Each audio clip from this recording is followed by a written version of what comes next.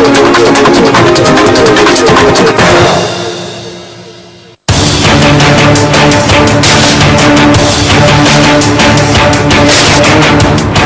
a huge failure of management in the power sector by the UPA government. Private प्रकोप को चारों तरफ फैल रहा है।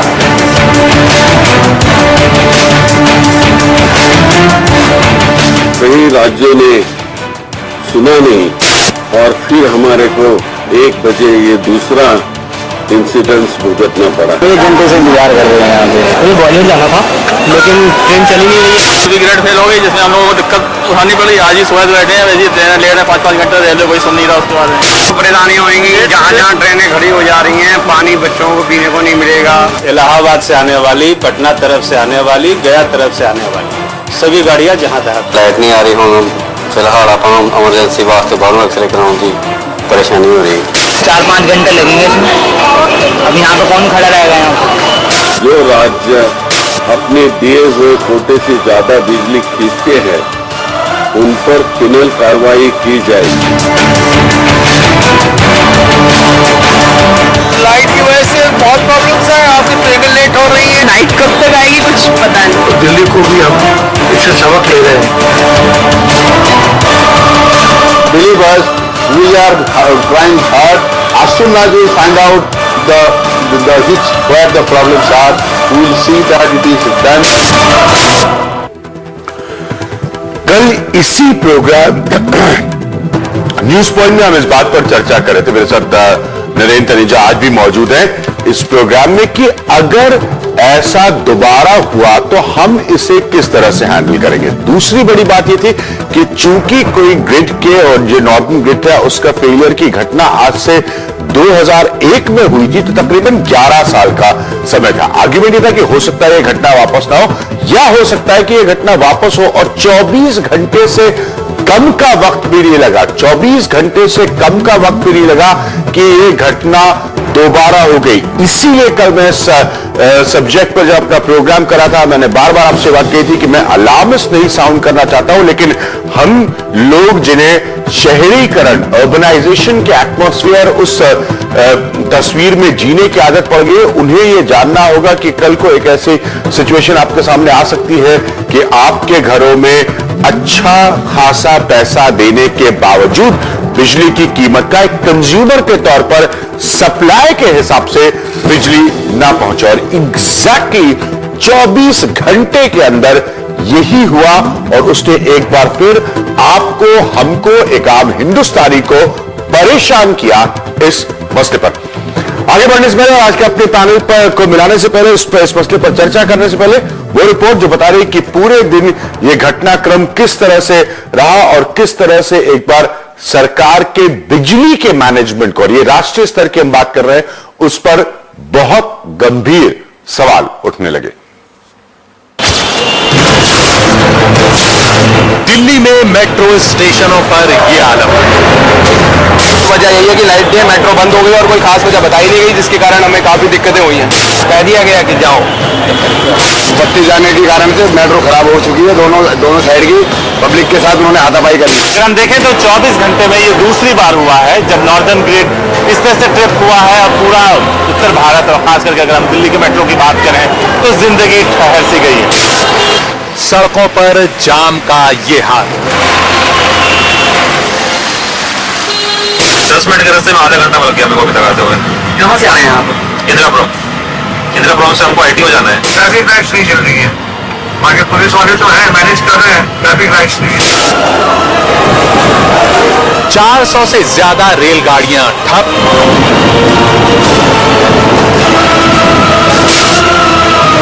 एक साथ 19 राज्यों में बिजली गुल।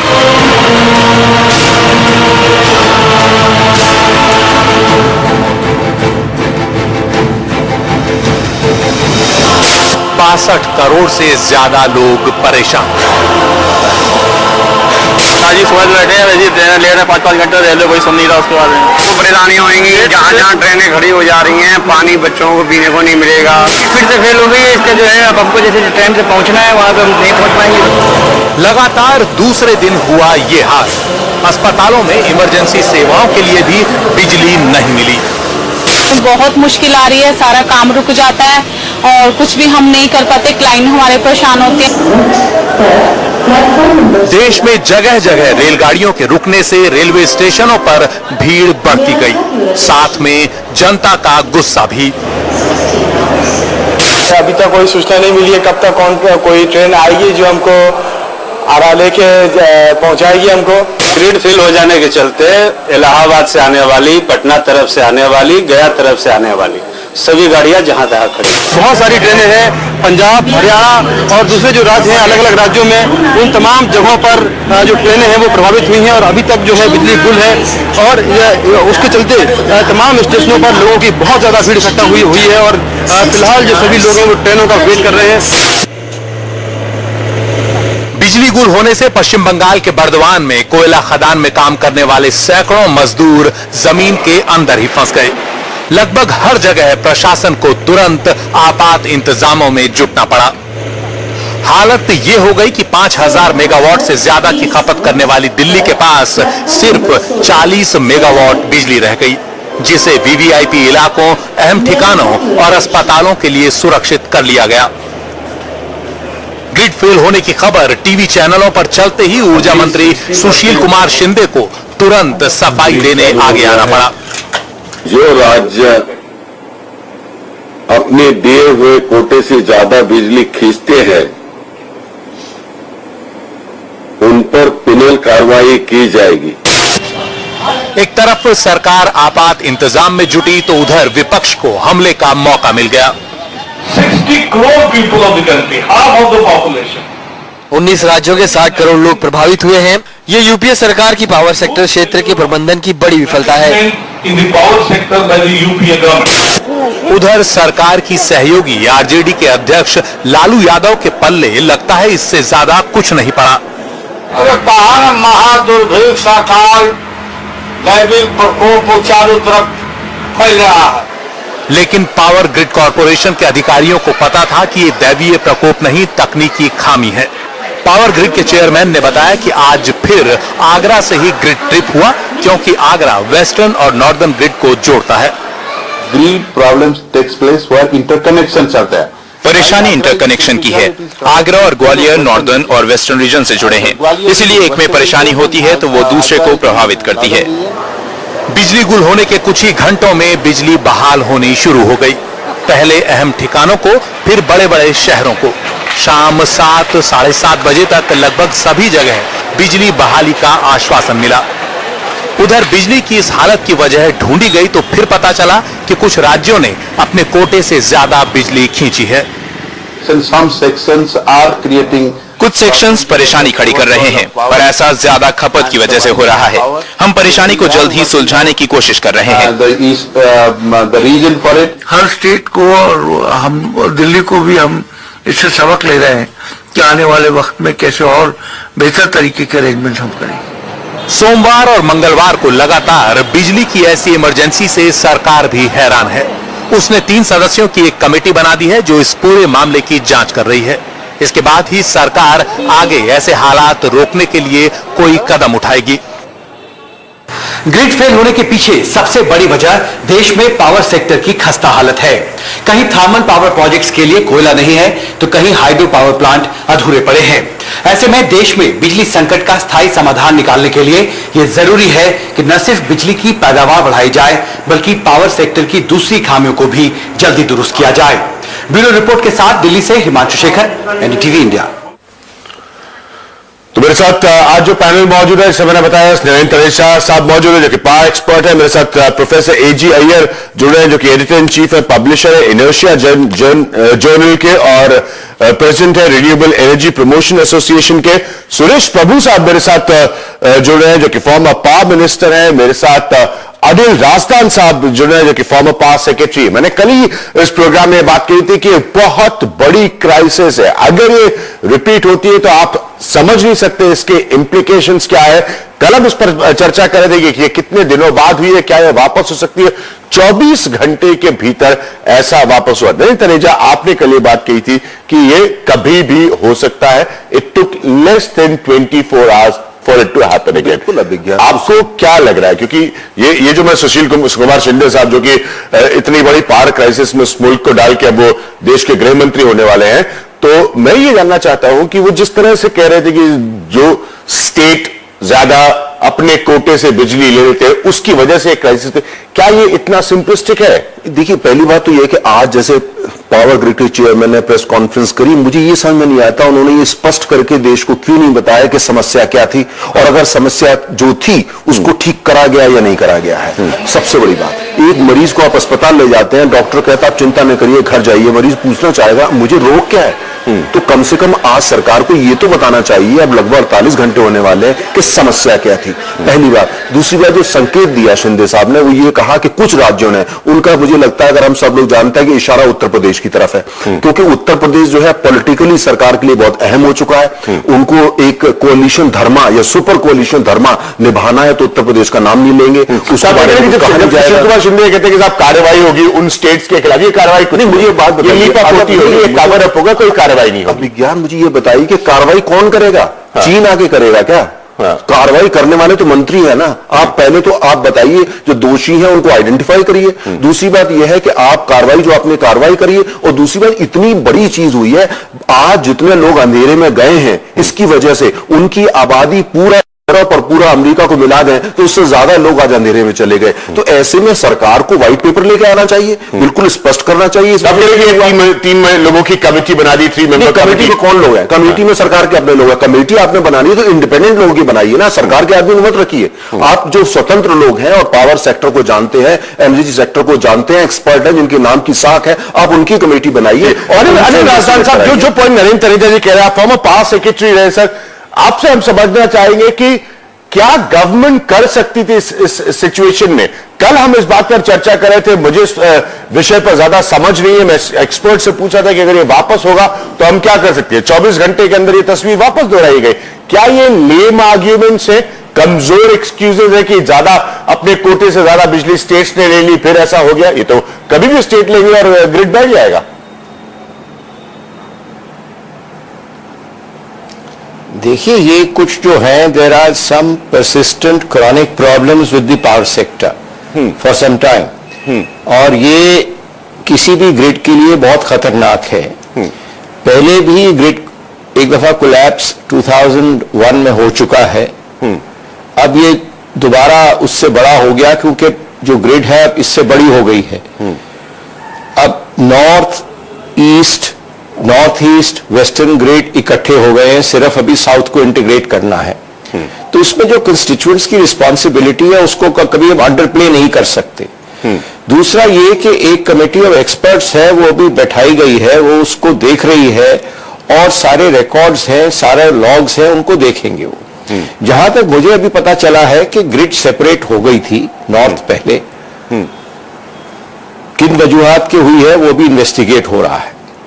कोई टेक्निकल वजूहात भी हो सकती है, रिएक्टिव पावर हो सकती है सिस्टम में, ओवरलोडिंग ऑफ सम लाइंस हो सकती है, क्या उनका लाइंस का लोडिंग होना चाहिए। Let us not prejudice the inquiry and investigation and criticise it before it is even come to a conclusion. It's very easy to do so, but हमें ये समझना चाहिए कि इसके पीछे बहुत अंडरलाइंग दूसरे प्रॉब्लम्स हैं और कॉजेज हैं। एक तो कि जो डिमांड और सप्लाई के बीच में गैप है वो हमारा बढ़ता जा रहा है। कुछ स्टेट्स में कुछ हरकत में आए हैं, प्राइवेट सेक्टर पिछले प्लान में काफी अच्छी मात्रा में आगे आया है। 2003 के एक्ट की इनेक्टमेंट के बाद ग्रिड्स भी एक्सपैंड हो रही हैं, ट्रांसमिशन में भी प्राइवेट सेक्टर आ रहा है, क्योंकि स्टेट के बस का नहीं है ये पूरा करना। पहले तो मैं समझता हूं कि इशू को हमें डीपोलिटिसाइज करना चाहिए, पावर को। ये एक इकोनॉमिक एक्टिविटी है, सरकार जो है सहूलतें क्रिएट करे, फैसिलिटीज क्रिएट करे, इंस्टीट्यूशंस क्रिएट करे। लेकिन मैं पूछना चाहूंगा कैसे डीपोलिटिसाइज हो सकता है? फैक्ट ये हकीकत है, उसके बाद मैं सुरेश प्रभु के पास जाना चाहूंगा। फैक्ट ये हकीकत ये कि आपको पता है नंबर्स हमारे सामने पड़े हुए हैं, उत्तर प्रदेश, हरियाणा, राजस्थान, आपको पता है कि अपने कोटे से ज्यादा विड्रॉल के लिए कौन स्टेट्स रिस्पॉन्सिबल। आप कहते हैं कार्रवाई होगी, आप क्या कार्रवाई करेंगे अगर यही स्टेट्स वापस इसी तरह से बिजली विड्रॉ करेंगे? क्या होगी? फिर ग्रिड कोलैप्स होगा। नहीं जी, मैं देखिए, कार्रवाई इस तरह हो सकती है कि आपका ग्रिड डिसिप्लिन जो है वो स्ट्रिक्टली एनफोर्स करना पड़ेगा। अभी जो आपके स्टेट जो लोड डिस्पैच सेंटर्स हैं उसमें स्टेट ट्रांसमिशन यूटिलिटी के लोग बैठे हुए हैं। वो आपको उनको इंसुलेट करना है उस एपरेटस से, ताकि वो इंडिपेंडेंटली, जैसे एयर फ्लाइट कंट्रोलर्स होते हैं, वो इंडिपेंडेंटली एक्ट करें और कहें कि भाई आपसे इससे ज्यादा पावर हम नहीं आपकी लाइंस में डाल सकते। ये आपको कार्डर को बिल्कुल इंसुलेट करना पड़ेगा। अब जब वो नेशनल ग्रिड का एक पार्ट बन गए हैं तो एक नेशनल डिसिप्लिन से कंफॉर्म करना पड़ेगा, और जो लोग वहां बैठे वो एक टोटल इंडिपेंडेंट कार्डर हुए, चाहे नेशनल लोड डिस्पैच सेंटर में, चाहे रीजनल लोड डिस्पैच सेंटर में, चाहे स्टेट लोड डिस्पैच सेंटर में। ठीक है, इसको एक दफा करके अलग आपको ये तो करना पड़ेगा। और मैं समझता हूं ये अब जो क्राइसिस हुआ है रिपीटेडली, इसमें हो सकता है कुछ टेक्निकल खामियां भी निकले कि कोई लाइंस में कोई और प्रोटेक्शन चाहिए, जो भी है वो आने दीजिए अभी रिजल्ट 10-15 दिन, उसके बाद there can be an open public debate on the issue. But उसके साथ जो कि और मुद्दा जुड़ा हुआ है वो है bad financial health of the distribution utilities. उनके करीब 2 लाख करोड़ के इस वक्त शॉर्ट टर्म लोन्स हैं, 1.5 से 2 लाख करोड़ के उनके एक्यूमुलेटेड लॉसेस हैं। वो पावर इन टाइम इंडेंट कर नहीं सकते, कुछ अच्छा कोई प्लानिंग उसका कर नहीं सकते, प्रोक्योरमेंट प्रोसेस का यूआई मैकेनिज्म से जो कि फ्यूचर के पेमेंट पे पेनल्टी पे वो ओवरड्रॉ करते रहते हैं और सिस्टम को ओवरस्ट्रेन करते रहते हैं। वी आर फॉर्चुनेट कि ये ऐसा हादसा पहले नहीं हुआ, बट अब जो हो गया है बड़ा अनफॉर्चुनेट है और इसको दोबारा हमें रिपीट नहीं करना चाहिए। मैं समझता हूं प्राइम मिनिस्टर साहब को फौरी तौर पर चीफ मिनिस्टर्स की, पावर मिनिस्टर्स की मीटिंग बुलानी चाहिए और 4-5 जो मुद्दे हैं कि एक तो फ्यूल की अवेलेबिलिटी, ठीक है, ताकि हम पूरे थर्मल प्लांट्स को चला सकें, दूसरे गैस का कुछ मुहैया करना चाहिए, पीकिंग प्लांट्स हमें लाने चाहिए, हाइड्रो प्लांट्स को अभी जल्दी लाना चाहिए, क्योंकि जब ग्रिड कोलैप्स भी होती है सिर्फ हाइड्रो प्लांट्स ही इनको दोबारा चालू कर सकते हैं। अगर ये हाइड्रो प्लांट्स ना हो इनको दोबारा चालू करना बहुत मुश्किल हो जाता है। मगर एक मैं कॉशन और कहूंगा कि आप अब जब ये ग्रिड आहिस्ता आहिस्ता से ऊपर आने दीजिए, क्योंकि जैसे कोई पेशेंट, कोई आदमी को कोलैप्स कर जाता है, उसको स्लोली रिवाइव होने दें, ताकि ये हम हड़बड़ाहट में ना करें। ठीक है, मिसफॉर्चून है, कई लोगों के ऊपर काफी तकलीफ है, उनको थोड़ा समय से ग्रिड को स्टेप बाय स्टेप वापस आने दीजिए। Let us see if it can withstand the strain. We can not just step by step वापस आने दीजिए ताकि स्ट्रेन को स्टार्ट कर। सुरेश प्रभु, मेरा पॉइंट बहुत सीधा सा है, अपनी समझ से, मुझे आप सब लोग इस सेक्टर को समझते हैं, अंडरस्टैंड करते हैं, करेक्ट करिएगा। अल्टीमेटली अगर ये सिचुएशन दोबारा न पैदा हो, ओवर विड्रॉल की, अपने कोटे से, अपने हिस्से से ज्यादा बिजली की, अनिल राजदान साहब कह रहे हैं कि डिसिप्लिन लाइए, इंडिपेंडेंट कार्डर होना चाहिए, इंसुलेटेड तरीके से उसको ऑपरेट करना चाहिए। क्या हो ताकि हम ये इंश्योर करें कि इस तरह की घटना कि 24 घंटे में 2 बार एक ग्रिड में प्रॉब्लम आ जाए, ये वापस ना हो? देखिए, इसके लिए एक ग्रिड कोड हमने बनाया था जब मैं ऊर्जा मंत्री था, वैसे हाल ही में बना था और उसके बाद में ये घटना घटी थी। उसके बाद में हमने उसी समय कार्रवाई करके ग्रिड कोड भी बनाया था और वो ग्रिड कोड अच्छा था, इसकी कोई मिसाल होने की जरूरत है। तो ये बात है कि 11-12 साल तक वो ग्रिड कोड की वजह से कोई ग्रिड कोलैप्स नहीं हुई। यदि हमें ये बात का पता है कि कोई ना कोई राज्य ज्यादा बिजली खींच रहा है, ये हमको पता था और ये पता था। इसकी मिसाल क्या है, तो हमारे मंत्री जी ने बताया कि हमने इतना वार्निंग दिया था और जो उनके जो सही बात है, ये मेरे पास आके उत्तर प्रदेश ने 3,762 मिलियन यूनिट्स विड्रॉ की, जो कि उसका अलॉटेड शेयर है 3,011 मिलियन यूनिट्स, उससे ज्यादा। हरियाणा की तस्वीर और ज्यादा खराब है। हरियाणा में जो विड्रॉल है वो 20,638 648 मिलियन यूनिट्स का है और 817 कुछ दिनों से हो रहा था। हाँ, नहीं, ये विड्रॉल जो हो रहा था एक दिन के लिए नहीं, काफी दिन से चल रहा था। बिल्कुल सही बात। देखिए, आप कोई ओवरनाइट विड्रॉल किसी भी चीज को अलाउ करने के लिए तो उसके बाद में तो राज्यों को भी लगेगा ऐसे कर सकते हैं, कोई प्रॉब्लम नहीं, कोई ना कोई से बिजली आ जाएगी, तो बिजली का जो पैदाइश होती है उतनी तो उसकी खपत होनी चाहिए। आप यदि उसको ज्यादा से ज्यादा सप्लाई करने जा रहे हैं जितनी उसकी पैदाइश नहीं हो रही है, तो ये आफत आने के लिए रुक गई थी। It was waiting to happen and this happen. तो मैं समझता हूं कि ये ग्रिड डिसिप्लिन लाने के लिए सबसे पहले सेंट्रल गवर्नमेंट को रिएक्ट करना चाहिए। तो राज्य के डिसिप्लिन लाएंगे, कोई टीचर है स्कूल में, वो टीचर कहेगा कि बच्चों को डिसिप्लिन लानी चाहिए, मैं डिसिप्लिन को फॉलो करूंगी, तो ये कानून शायद जरा अलग हो जाएगा। इसके लिए मैं मानता हूं जो रीजनल लोड डिस्पैच सेंटर है उनको ये पता था कि कौन राज्य करे, उनके वार्निंग दे रहे थे।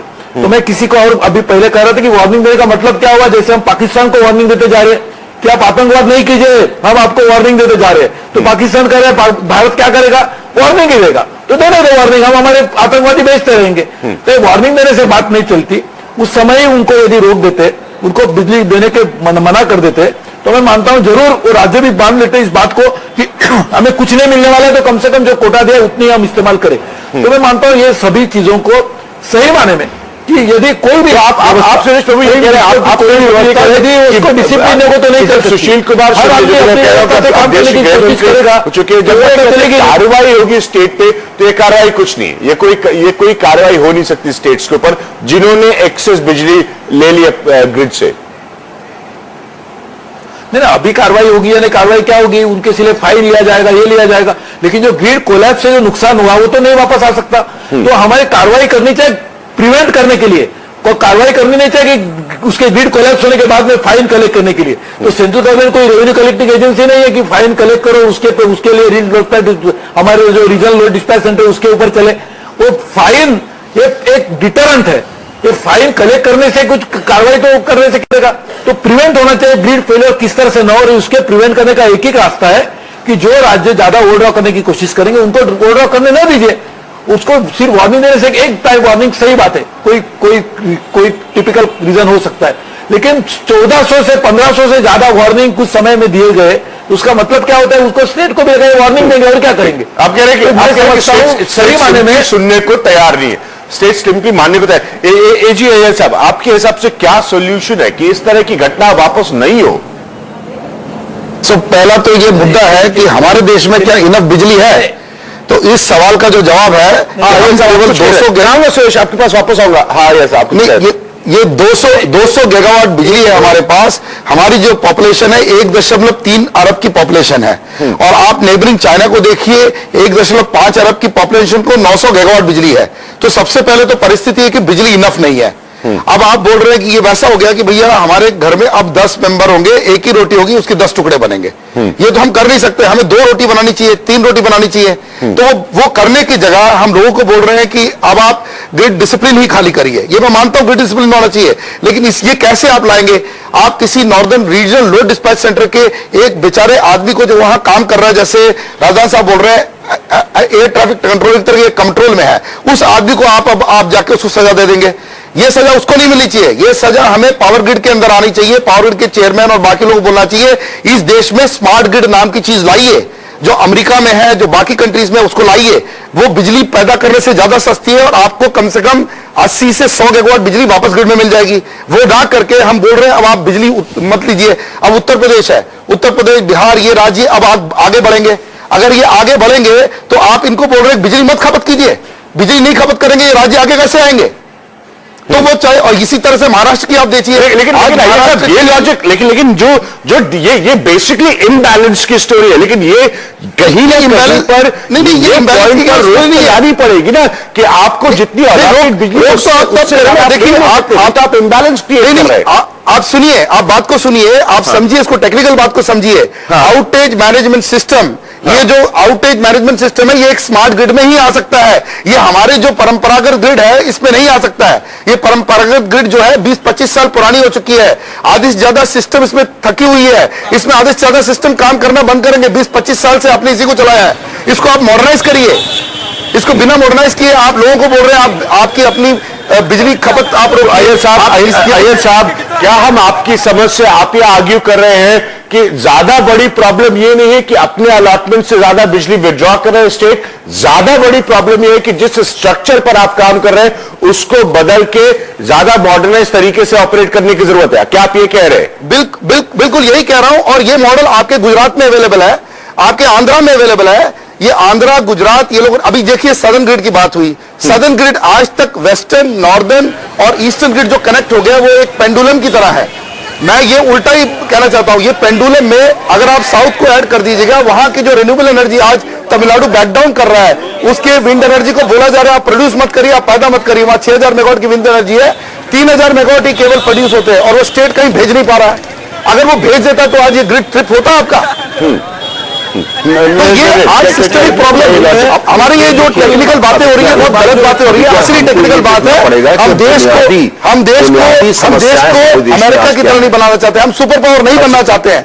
हम कह रहे हैं लोगों को आप कंज्यूम मत करिए, हम कह रहे हैं लोगों को आप ड्रॉ मत करिए, इसकी जगह आप उस सिस्टम को इंप्रूव करिए। भाई बुनियादी चीज को समझना होगा। बुनियादी चीज यह है कि सबसे बड़ी समस्याएं कहां पे आ रही हैं। समस्या इस बात को आ रही है कि हमारी जो पावर सेक्टर को लेके, चाहे वो नीति का निर्माण हो और उसके बाद चाहे वो बिजली का निर्माण हो, उसमें जितनी होनी चाहिए उससे कहीं ज्यादा राजनीति है और अर्थशास्त्र उसमें बहुत कम है, राजनीति बहुत ज्यादा है। आप अनिल राजनाथ साहब के पॉइंट को इंडोर्स कर रहे हैं कि इसको पॉलिटिसाइज मत करिए, ये एक इकोनॉमिक इशू है, लेकिन मैंने कल भी आपसे कहा था कि एक ऐसा सियासी मसला है जो कभी पॉलिटिकल पार्टीज के डोमेन से बाहर नहीं जा सकता। नहीं, देखिए एक बात सुनिए, मुझे ऐसा लगता है कि अगर आप देखिए ओवरनाइट ये नहीं होने वाला क्योंकि ओवरनाइट बना नहीं है ये। लेकिन जब मैं कह रहा हूं उसको डीपॉलिटिसाइज करिए, उसका तरीका यह है कि जितनी भी हमारे प्रदेशों के अंदर स्टेट इलेक्ट्रिसिटी बोर्ड्स है, यूटिलिटीज है, आप उनकी शक्ल जाके देखिए, उनकी मैनेजमेंट की क्वालिटी देखिए, आप उनकी इकोनॉमिक परफॉर्मेंस देखिए, ऑपरेशनल परफॉर्मेंस देखिए, वो ठीक उसी तरीके से है जो 50 और 60 के दशक में होती थी। एक तरफ आप बात कर रहे हैं मतलब पावर ग्रिड की, या बात कर रहे हैं स्मार्ट ग्रिड करने की, तो मतलब ये कि हमको बीच में करना क्या होगा, हमको एक तरफ ये जो स्टेट इलेक्ट्रिसिटी बोर्ड इनका आधुनिकीकरण करना पड़ेगा, दूसरी तरफ यह है कि कंपटीशन जो है हमको उसको तेजी से, ईमानदारी से लाना पड़ेगा। कैसे हो सकता है डीपॉलिटिसाइज की?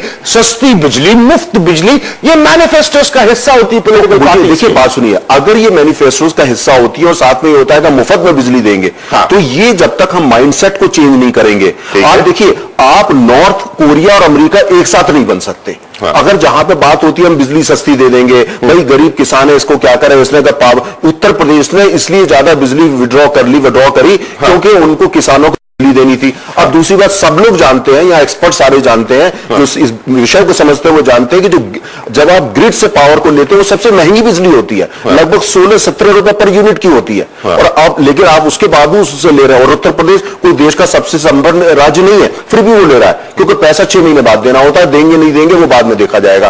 तो मुझे लगता है ये सारी सोच को खाली जब आप बात करते हैं राजनीति की, राजनीति वहां तक नहीं है, राजनीति इस स्तर तक है कि एक राज्य ने गलती करी, हम उसको आइडेंटिफाई करने से भी अपने को बचा रहे हैं। तो जब तक हम ये तो दूर की बात, कैटेगोरिकली ये भी नहीं कर पाए। सुरेश बाबू, क्या डीपॉलिटिसाइज हो सकता है कभी बिजली का मसला? हम सब जानते हैं पॉलिटिकल पार्टीज के प्लेटर पर एक इंपॉर्टेंट इश्यू होता है जब वो चुनाव लड़ने जाते हैं। सब लोग कहते हैं बिजली, सड़क, पानी जो है वो एक पॉलिटिकल फॉर्मूला है पिछले 10 साल की राजनीति का। देखिए, एक तो मुझे याद है मैंने शायद पार्लियामेंट में भी कहा था जी कि जो बिजली चलती है वो टेक्नोलॉजी के ऊपर चलती है, आइडियोलॉजी के ऊपर नहीं चलती। ठीक है। कोई भी टरबाइन और कोई भी जनरेटिंग प्लांट वो आइडियोलॉजी से नहीं चलते, टेक्नोलॉजी से चलते हैं। तो पावर सेक्टर को टेक्नोलॉजी ये मानकर, इकोनॉमिक इश्यू इसको मानकर चलना होगा। वो करने के लिए उस समय हमने सभी राज्यों से सहमति ली थी। जब मैं मंत्री था उस समय सभी राज्य ने मुफ्त बिजली देना बंद कर दिया था। ये शायद कितने सालों के बाद हुआ था, 2002 में, 2001 में हमने किया था। वो कब टूटा? 2004 में जब वाईएसआर रेड्डी मुख्यमंत्री बने आंध्र प्रदेश में, तो उन्होंने मुफ्त बिजली देना शुरू कर दिया।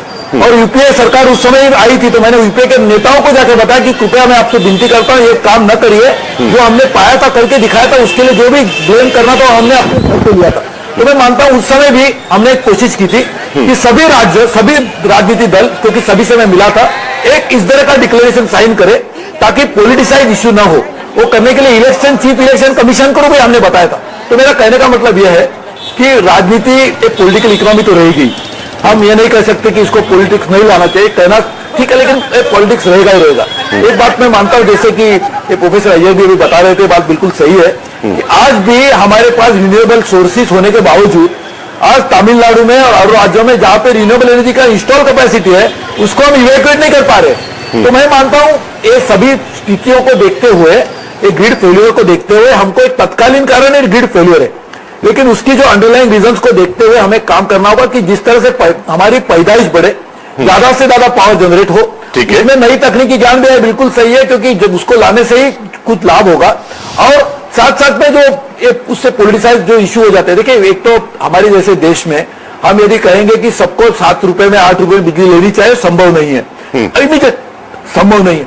लेकिन साथ साथ में ये बात भी सही है, क्योंकि मैंने तो सभी किसान और संगठनों से बात की थी कि कोई किसान ये नहीं कहता कि हमें मुफ्त बिजली दीजिए, हम मुफ्त बिजली देते हैं, लोग लेना नहीं चाहते, लोग चाहते हैं कि हमको सही दाम में, उचित दाम में हमें बिजली मिलनी चाहिए, और ये सही है, उसमें गलत क्या है। तो ये भी करने के लिए हमें तकनीकी ज्ञान बढ़ाना होगा, जिस तरह से हम कम से कम खेत में बिजली का उत्पादन कर पाएंगे।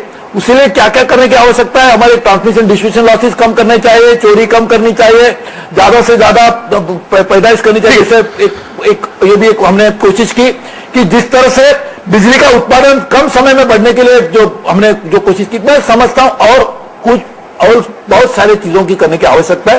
लेकिन यदि उसमें आम बात कोई होगी तो पावर सेक्टर को और 10 साल के लिए एक क्रिटिकल सेक्टर करके हमारे देश से देखना चाहिए।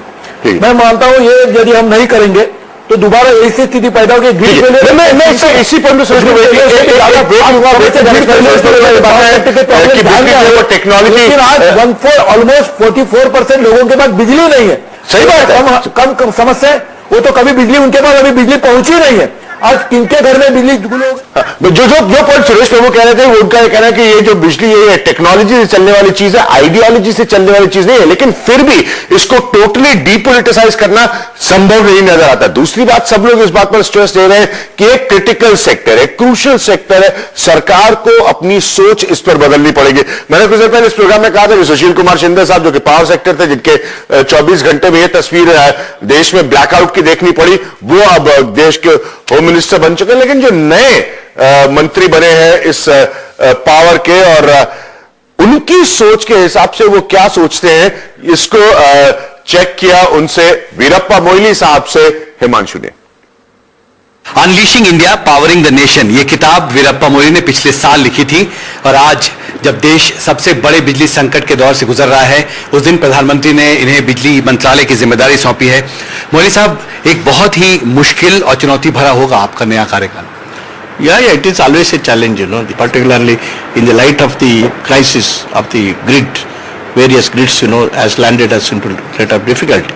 That will be my first priority. I would like to see work 24 hours a day and ensure that, the problems are diagnosed and, the defects are plugged, and, ultimately we'll find solutions to ensure that normalcy is restored within a couple of days. जो चुनौती आज हिंदुस्तान के सामने है वो ये है कि जिन वजहों से ये संकट हुआ है वो वजह बहुत पुराना है, पहले से भी राज्यों को डिसिप्लिन करना बहुत मुश्किल साबित हुआ है। Yes, restraint and discipline is a must. I can reassure the country, as a new, power minister, that, I will, on 24 hours basis, I will address the problems of the power grid crisis and ensure that, the things are normalized within a couple of days.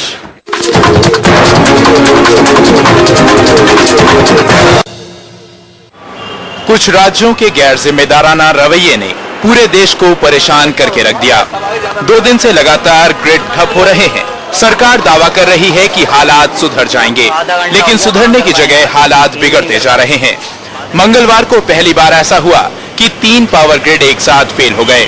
अब सुशील कुमार शिंदे, जो कुछ घंटे पहले बिजली मंत्री थे, कह रहे हैं कि जो राज्य जरूरत से ज्यादा बिजली लेंगे उनके खिलाफ कार्रवाई की जाएगी।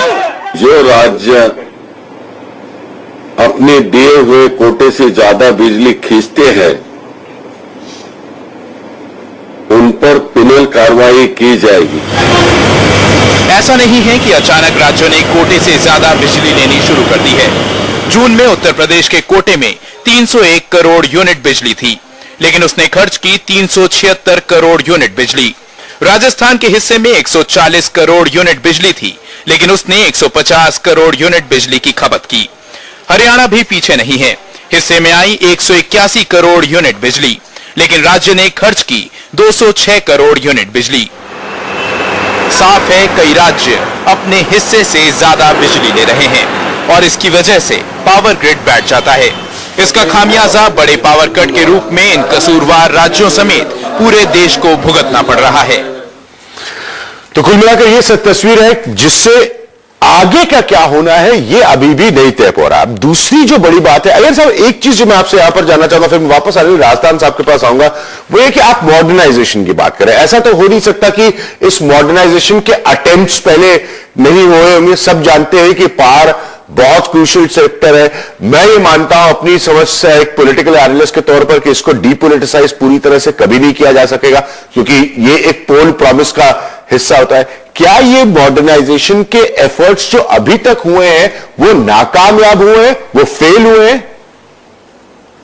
एक तरह से इस कंट्री में कोई मॉडर्नाइजेशन का एफर्ट हुआ ही नहीं है। ठीक है, क्योंकि आप इसको ख्याल रखिए कि हमारी जो पावर डिस्ट्रीब्यूशन सिस्टम है वो अभी, राजा साहब ने भी ये बात कही है कि 2 लाख करोड़ तो इनके अभी लोन है और करीबन 3 लाख करोड़ को इनको मतलब एक तरह से इस करंट प्लान में 12वीं प्लान में दिया जाएगा कि भैया ये अपने आप को इंप्रूव करें। इसके अंदर क्या है कि सबसे बड़ी चीज है आपकी पूरी ट्रांसमिशन सिस्टम केवल नहीं है, डिस्ट्रीब्यूशन सिस्टम भी है देश की, जिसको इंप्रूव करना है। तो ये कैसे आएगी? ये केवल टेक्नोलॉजी से आएगी, जहां मैन टू मैन इंटरफेस ना हो और आप स्मार्ट ग्रिड डेवलप करें। जो मैं आपको बात कर रहा हूं, स्मार्ट ग्रिड मॉडल में क्या होता है कि आउटेज मैनेजमेंट सिस्टम, जिसमें आपको मैन्युअली अगर ग्रिड ट्रिप हो रही थी, ये पहले पता चल जाता आपको और इलेक्ट्रॉनिकली पता चल जाता ऑटोमेशन से, तो हमें मैन्युअली इसको किसी राज्य को डिस्लॉज करने की कोई आवश्यकता नहीं, वो अपने आप ही डिस्लॉज हो जाता और ये आपकी ट्रिपिंग बंद हो जाती। दूसरी, मैंने पहले ही आपको पॉइंट बताई कि इस देश में सदर्न ग्रिड को दूर रखा गया। ये पूरा आपने जो बिल्कुल सही कहा कि ये पॉलिटिसाइज सिचुएशन है। साउथ को बाकी वेस्ट, नॉर्थ और ईस्टर्न ग्रिड को जब आप इंटीग्रेट कर रहे थे तो इसको क्यों धीमा किया गया कि सदर्न ग्रिड को आप नहीं लाए? आप भूटान से बिजली को नॉर्थ तक ला सकते, दिल्ली तक भूटान बिजली आ रही है आज, लेकिन साउथ की जो बिजली है जो 3 या 4 हजार, क्योंकि वहां बिजली उत्पादन ज्यादा होगी, पॉपुलेशन कम है, तो वो अगर बिजली ज्यादा उत्पादन कर पाते तो आज हम यूपी को दे पाते। और अगर महाराष्ट्र और साउथ का भी कॉरिडोर खोला जाए तो महाराष्ट्र में भी बिजली खपत की जरूरत है। आज के दिन महाराष्ट्र के अंदर करीबन 7000 मेगावाट की कमी है, या इंडस्ट्रियलाइजेशन जो हो रही है वो बंद हो जाएगी। अब आप यूपी और बिहार और ये जो राज्य जो आगे आना चाहते हैं, इनको आप बोल रहे हैं आप बिजली मत खपत करिए, तो ये तो आप टेक्नोलॉजी से सॉल्यूशन लाइए। इस तरह से आप बिजली को आप क्रिटिकल मुद्दा ना समझ के अगर मैं अनिल राजनाथ साहब से करेंगे सर, क्या ये बात जो मिस्टर अय्यर इस वक्त कह रहे हैं, क्या ये बात सही है कि मॉडर्नाइजेशन का सही मायने में कोई एफर्ट ही नहीं हुआ है, कोई कोशिश ही नहीं हुई? नहीं, मैं प्रोफेसर साहब से इत्तेफाक बिल्कुल नहीं रखता। ये जो साउथ वाली बात कह रहे हैं कि साउथ को नहीं इंटीग्रेट किया गया, ये बिल्कुल गलत बात है। ये बाय स्टेजेस हो रहा है। नॉर्थ ईस्ट को ईस्ट से किया गया, फिर ईस्ट को फिर वेस्टर्न रीजन से, फिर इसको नॉर्दर्न रीजन इस पे लाया गया। नेक्स्ट स्टेज में है सदर्न लाना। इंटीग्रेशन बिल्कुल आसान काम नहीं है। ये one of the world's largest grids है and a very diverse grid and also an indiscipline grid. तो इसको इंटीग्रेट करना एक बहुत आसान काम नहीं है। इसी वजह से कंप्लेक्सिटी आ रही है और हमें यह चाहिए कि हमारे लाते बैलेंस नहीं कर पाते, लोड फ्लो स्टडीज नहीं कर पाते, तो किसी भी ग्रिड में कोई वीकनेस रह जाए वो सारी ग्रिड को एंडेंजर कर सकती है। जो वो कह रहे हैं मॉडर्नाइजेशन का, आई थिंक पावर ग्रिड जो हमारा, there is a distinction between transmission and distribution system. तो इसेंशियली बात कर रहे हैं डिस्ट्रीब्यूशन एंड की, जो कि आज की समस्या से बात नहीं। वो बिल्कुल सही कह रहे हैं कि वहां स्मार्ट ग्रिड का हमें इंट्रोडक्शन करना चाहिए, क्योंकि कंज्यूमर्स जो एरेंट कंज्यूमर्स हैं, जो पैदा करते बेच रहे हैं या जो टेक्निकली ही आउट उनको कर दें सिस्टम से, ताकि discipline at a lower level. आज का डिस्कशन हो रहा है वो है एक्स्ट्रा हाई वोल्टेज लाइंस के बारे में, वो आउट हुई हैं। इसका पावर ग्रिड का पिछले 15 साल में बहुत आधुनिकीकरण किया गया है। One of the control systems हैं, जो लोड डिस्पैच सेंटर्स हैं, कि आप वो अच्छे लोड डिस्पैच सेंटर्स में से और कंट्रोल सेंटर्स में से हैं, मगर अभी भी हमारा सिस्टम डाइवर्स है। मैंने कहा लोड स्टडीज, फ्लो स्टडीज नहीं की गई हैं पूरी, प्रॉबेबली उनको करना चाहिए।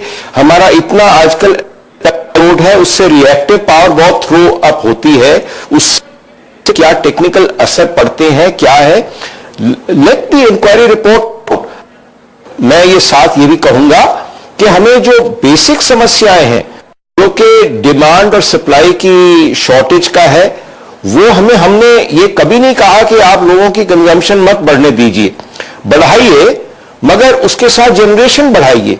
जो हाइड्रो जनरेशन है, जिसके इतने लोग अपोनेंट्स हैं बने हुए, स्टोरेज डैम्स के अपोनेंट्स बने हुए हैं, they are the ultimate saviours. आज भी जो आपकी ग्रिड रिवाइव हो रही है, वो उन हाइड्रो स्टोरेज प्रोजेक्ट्स की वजह से इसेंशियली हो रही है, क्योंकि वही आपको स्विच ऑन ऑफ पावर दे सकते हैं दूसरे पावर स्टेशंस को रिवाइव करने के लिए भी। और जो पीकिंग पावर, जो कि जब ग्रिड मोस्ट एंडेंजर होती है, वो आपको पीकिंग पावर देते हैं। गैस के आप स्टेशंस बनाइए, जो large urban centre load centres हैं, जब उनकी डिमांड बढ़ती है तो उनको थोड़ी महंगी पावर देनी पड़ेगी। ये कई चीजें हैं जो कि हमें समझनी चाहिए कि एक uniform rate of power through the day नहीं रह सकता, वो हमें अपनी थिंकिंग इसकी चेंज करनी चाहिए। मगर जो ग्रिड इंडिसिप्लिन की बात है, हमने देखिए पावर मिनिस्ट्री ने कई दफा कह लिया, उनको रीजनल लोड डिस्पैच सेंटर्स ने कह दिया, सीआरसी ने ऑर्डर देके कह दिया, उसके बावजूद वो नहीं मान रहे। इसके मतलब कि जो आदमी वहां बैठे हुए हैं, जो कि वहां ट्रैफिक कांस्टेबल्स की तरह हैं, जो कि वहां पावर के फ्लोज को डिसाइड करते हैं और अलाउ करते हैं, उनको हमें एक नेशनल इंसुलेटेड कार्डर में डालना पड़ेगा। और इसके लिए हमें जल्द से जल्द डिसिप्लिन के पॉइंट को वापस रखें, ऐसा है को वापस रखें। जो बात राजदान साहब कह रहे हैं बहुत लॉजिकल साउंड करे कि ठीक है, आप इंस्ट्रक्शंस भी देते हैं, वार्निंग भी देते हैं, लेकिन वो सुनने को तैयार नहीं। आपको रिवर्क करना पड़ेगा और ऑलमोस्ट पावर पुलिसिंग इसमें साथ में हमको ये भी करना पड़ेगा कि जो स्टेट्स या जो भी प्लेयर्स हैं, वो अगर आप उनको सजा दे रहे हैं, लेकिन सजा का उसका उनको भुगतान करना चाहिए, वो तो ज्यादातर केसेस में हो नहीं पाता है। उसका सजा का इंप्लीमेंटेशन ठीक तरीके से नहीं होता। लेकिन अभियान उससे भी जरूरी चीज ये है कि इसके साथ साथ मुझे लगता है ये भी हमको साथ में समझना पड़ेगा कि पावर जनरेशन की हम बात कर रहे हैं, हम डिस्ट्रीब्यूशन की बात कर रहे हैं, हम ट्रांसमिशन की बात कर रहे हैं, हम प्राइसिंग की बात कर रहे हैं, लेकिन जो सबसे बड़ी बात है, मेरा मानना है कि जब तक पेट्रोलियम एंड नेचुरल गैस और कोल और पावर, इन तीनों काम ठीक तरीके से इंटीग्रेशन नहीं करेंगे और उसके बाद नीति स्तर पर उसका आधुनिकीकरण नहीं करेंगे, और उसके साथ साथ हम इसका बड़े सही मायने में ईमानदारी से विकेंद्रीकरण नहीं करेंगे, और साथ में हम एक नई सोच को लेकर के नहीं आएंगे और नई टेक्नोलॉजी उसको लेकर के नहीं आएंगे, समाधान नहीं होगा। हम खाली भी बात कर रहे हैं बहुत छोटी उसकी 2,05,000 मेगावाट 1 अरब और 21 करोड़ लोगों के लिए, जैसा भी जो पहले पूर्व मंत्री थे उन्होंने उसका जिक्र किया, 45% लोग तो अभी उसमें शामिल ही नहीं होते, उन बेचारों को तो बिजली मिलती नहीं है। तो मुझे लगता है कि जब तक हम ये नहीं कर पाएंगे और जब तक हम पूरी ताकत इस पर भी नहीं लगाते कि जहां कोयले की आवश्यकता है कोयला उपलब्ध हो, नेचुरल गैस की आवश्यकता है वो उपलब्ध हो, और साथ में जो पूरे देश के अंदर जो अलग एंटिटीज हैं, जैसे कि बड़े बड़े शहर है, उनमें उनकी मदद नहीं करेंगे कि वो कैपेसिटी बिल्ड करें, जिससे कि वो अपनी पावर पॉलिसी ला सके, अपनी पावर प्राइसिंग ला सके और अपनी पावर मॉनिटरिंग ला सके, जिससे कि हम कुल मिलाकर के जिसको बोलते हैं कि मतलब पावर रिपब्लिक, छोटे छोटे हम बहुत सारे द्वीप बना सकें। जब तक समस्या का समाधान खाली राष्ट्रीय स्तर या योजना भवन के माध्यम से खाली संभव नहीं हो पाएगा। ये सब मैं आऊंगा आपके पास, बहुत छोटे से ब्रेक मैं अपना पॉइंट मैं आऊंगा विज्ञान जी, मैं वक्त है, मैं वापस आता हूं छोटे से ब्रेक के बाद।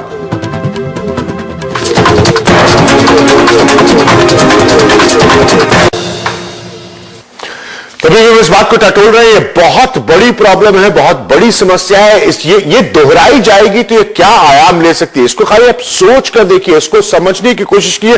हाँ ऐसा आप कुछ कहना चाह रहे थे, प्लीज सर।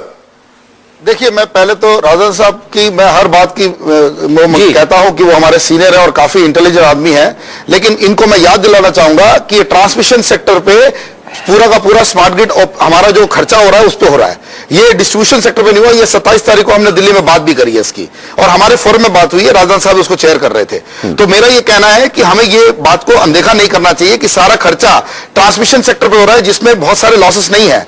और यही ट्रांसमिशन सेक्टर में जब स्मार्ट ग्रिड अप्लाई किया गया था तो आज ये ग्रिड स्ट्रिप क्यों हो रहा है? तो ये कौन सा टाइप का स्मार्ट ग्रिड लगा रहे हैं ये, और ये हमारे से क्यों छुपाया जा रहा है पब्लिक से? अब हम जैसे एडिटर हैं, हमें भी बताया नहीं जा रहा है इन बातों का। तो हम चाहते हैं कि पावर ग्रिड खुलासा करे कि किस तरह का स्मार्ट ग्रिड जो अपने आप ऑटोमेटिक रिट्रीव हो, जो कि आउटेज मैनेजमेंट सिस्टम के थ्रू रिट्रीव हो। और मैं आपको अभिज्ञान जी एक और बात बताना चाहूंगा मैं अपनी तरफ से कि ये गैर पारंपरिक ऊर्जा का जो स्रोत है ये अब 24 गीगावाट हो गया हमारे देश के अंदर, और ये डबल होगा 12वीं प्लान के अंदर। इसको डबल होकर 60 मेगावाट तक जाते हुए गुजरात जैसे स्टेट बड़े सक्सेसफुल हुए हैं। और जब ये गैर पारंपरिक ऊर्जा आएगी इसके अंदर तो इस ग्रिड की स्मार्टनेस और नेसेसरी होगी। तो ये ट्रांसमिशन सेक्टर में भी स्मार्ट होना चाहिए, डिस्ट्रीब्यूशन सेक्टर में भी स्मार्ट होना चाहिए। तो बहुत क्लियर बात है कि मैं इसको पावर ग्रिड की मेरा फेलियर मानूंगा, और ये उस लोड डिस्पैच सेंटर की फेलियर नहीं है, बल्कि पावर ग्रिड चेयरमैन के ऑफिस में सवाल उठे जाएंगे। ये वो छोटे आदमी को जो जैसे करेक्ट बोल रहे हैं कि भाई वो एयर ट्रैफिक कंट्रोलर की तरह लोड डिस्पैच सेंटर में काम करने वाले लोग हैं, इनको हमें जरूर प्रोटेक्ट करना चाहिए। इनके ऊपर तो कोई सवाल ही नहीं, इनके ऊपर कोई एक्शन नहीं लेना चाहिए, क्योंकि ये बड़ी मेहनत का काम करते हैं। आप और मैं आज चैनल में 11 बजे तक लगे हुए, इसी तरह वो बेचारे 24 घंटे लगे रहते हैं। तो इनको छोड़ दीजिए, लेकिन जो पावर ग्रिड में जो चेयर है उनको बताइए कि भाई ये आप ठीक से काम क्यों नहीं कर रहे हैं। आर नायक साहब को ये जवाब जरूर देना पड़ेगा कि हमारा जो स्मार्ट ग्रिड है, जो ऑटोमेटिक रिट्रीवल सिस्टम है, जिसमें ये फेल होने से पहले उस राज्य को हमको डिसलॉज कर देना चाहिए, ना कि मैनुअली हम उस लोड डिस्पैच सेंटर वाले को बोलेंगे तू डिसलॉज कर। ये मैं बिल्कुल निराशा मानता नहीं हूं। एज ए टेक्निकल मैन, मैं I am an engineer from NIT Kurukshetra, मैं एक इंजीनियर आदमी जो पब्लिशिंग में आया हूं। मैं इस बात से किसी भी आदमी से वाकई नहीं रखूंगा, क्योंकि as an expert I feel this is completely wrong, और ये देश को हम सही बताएं कि नॉट ओनली आपने अपना पॉइंट रखा। मेरे पास बहुत कम वक्त है, एक आखिरी बात बहुत जल्दी से। आपको लगता है कि क्योंकि अब हम सब जानते हैं कि एक क्रूशियल सेक्टर, एक क्रिटिकल सेक्टर है, इसमें पॉलिटिक्स है, इसको कोई डिनाई नहीं कर सकता, इसको बदलने के लिए गवर्नमेंट के पास इमीडिएट इंस्ट्रूमेंट्स क्या है? देखिए इमीडिएट सवाल जो मुझे लगता है इमीडिएट यह है कि पहली बात तो सरकार को जो है केंद्र मतलब अपने मुख्यमंत्री जो खासतौर से इन स्टेट्स के उनके साथ मिलके प्राइम मिनिस्टर लेवल पे, क्योंकि हमने देखा है इंडिया में जब पीएमओ प्राइम मिनिस्टर लेवल पे एक पावर एनर्जी सिक्योरिटी कमेटी या पावर एनर्जी सिक्योरिटी काउंसिल जो भी उसका नाम दे वो, या एनर्जी सिक्योरिटी काउंसिल कुछ बनाना पड़ेगा, और वो जो है एक एपेक्स और सुप्रीम बॉडी होना चाहिए और उनकी जिम्मेदारी होनी चाहिए, पहली बात। दूसरी बात मुझे लगता है कि पावर सेक्रेटरी और रिन्यूएबल के सेक्रेटरी हैं, और साथ में नेचुरल गैस एंड कोल, इनको मिला के ये सब उस कमेटी में होने चाहिए। और कुछ कुछ बड़े बड़े राज्यों के मुख्यमंत्री, खासतौर से उत्तर प्रदेश जैसा, कि उनको भी उसके अंदर होना चाहिए। देखिए अगर आप ये बात सोच लीजिए कि जो भी हम बात करते, चाहे गरीबी हटाना चाहते हो, चाहे भारत को महाशक्ति बनाना चाहते हो, कुछ भी संभव नहीं हो पाएगा बिना बिजली के। बिजली पिछले 48 घंटे हमने एक बात देख ली कि अगर बिजली नहीं होती है तो आप वापस पाषाण युग में चले जाते हैं। तो उसको वॉर फुटिंग पे हमको काम करना पड़ेगा, और पूरी तरह राजनीति में आपसे कुछ हद तक सहमत हूं कि राजनीति को पूरी तरह तो नहीं निकाला जा सकता, लेकिन उसके क्वेश्चन का कम कर, लेकिन नहीं पॉलिटिक्स को उस हद तक निकालना पड़ेगा जिससे कम से कम बिजली में अर्थशास्त्र ज्यादा दिखाई दे और राजनीति कम। आप सभी लोगों का बहुत बहुत शुक्रिया। राजस्थान साहब आपका बहुत बहुत शुक्रिया, ये सब आपका बहुत बहुत शुक्रिया। नरेंद्र एक बार फिर आज इस पर हमसे बात करने के आपका बहुत बहुत शुक्रिया। पॉइंट सिर्फ इतना सा है, इसीलिए मैंने कल जब ये प्रोग्राम किया था तो मैंने कहा था मैं अलार्मिस्ट साउंड करने की कोशिश नहीं करूंगा, लेकिन आप सोचिए और समझिए जो बात नरेंद्र कह रहे हैं कि अब आप अपनी जिंदगी को शहरीकरण के साथ, मॉडर्नाइजेशन के साथ, अर्बनाइजेशन के साथ सोच कर देखिए कि अगर बिजली नहीं होगी और कितने घंटों के नहीं हो तो आप सिर्फ सोच से कितने पीछे चले जाएंगे। इस बात को हम अब इस बदलते हिंदुस्तान में शायद बर्दाश्त नहीं कर सकते। फिलहाल मेरी ओर से नमस्कार।